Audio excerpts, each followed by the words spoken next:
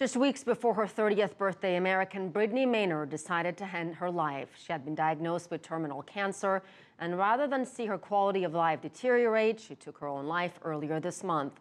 The case captivated the United States and reignited the debate over assisted death all around the world. Well, among the places where the conversation began all over again, Colombia. While assisted suicide is legal there, it is loosely regulated. Plus, opposition in the largely Catholic nation is very vocal.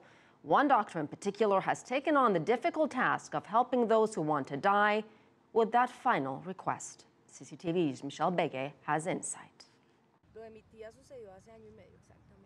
Ana Bolena Castillo's 75-year-old aunt was diagnosed with emphysema after a lifetime of smoking. Castillo says the last 5 years of her life were full of suffering, as she could barely move through the house and was always breathing from an oxygen tank. My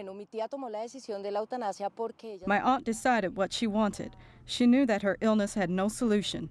She was just going to continue suffocating. She wasn't going to get better, and for her, this wasn't a life with dignity that she wanted. When her aunt expressed this wish, Castillo researched and found the Colombian foundation Right to Die with Dignity and contacted Dr. Gustavo Quintana.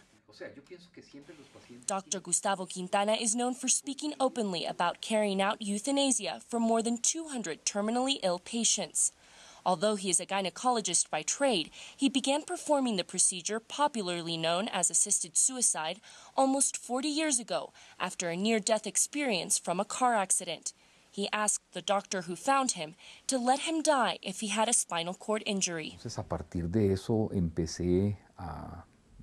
From that moment, I started to help terminal patients and to understand that the patients that we send to die in their homes deserve not to be abandoned, but be accompanied in the process, even in the final moments of life.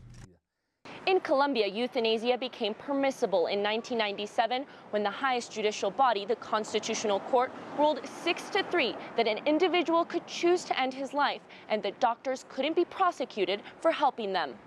We inflate the practice with legislation in the past, but there is strong opposition from the Catholic Church and conservative groups who believe assisted death should be completely banned.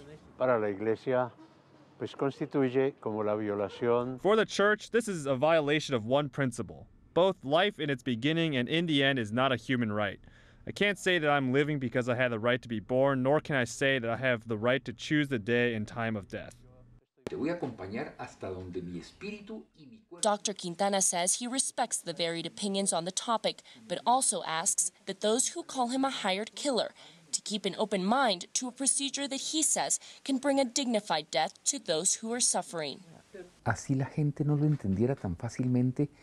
Even though people don't understand it, it gives us the opportunity to say goodbye to the person that we love.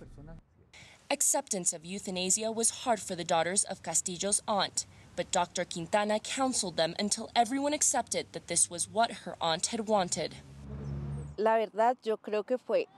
That day was the happiest my aunt had been in the last 8 to 10 years. Colombia is one of the few countries in the world and the only country in Latin America that has legalized assisted death. But without further legislation, it continues to be a huge taboo and is not performed in hospitals. Michelle Begue, CCTV, Colombia.